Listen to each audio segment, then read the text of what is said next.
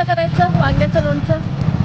ते कापायचं आणि जरा उन्हामध्ये टोकात ठेवायचं ते धुवून तिखट मोहरी लसूण हिंगाची पूड आणि तेल जरा कडवून घालून थंड करून सगळं सामान घालायचं आणि काढून वरून तूप सोडायचं. त्याच्यानंतर 2-3 दिवसात पटकून टाकायचं परतायचं आणि पुन्हा काढून आणि भरायचं. हो बरोबर. बरोबर. किती दिवसांनी खाऊ शकतो मग त्याला?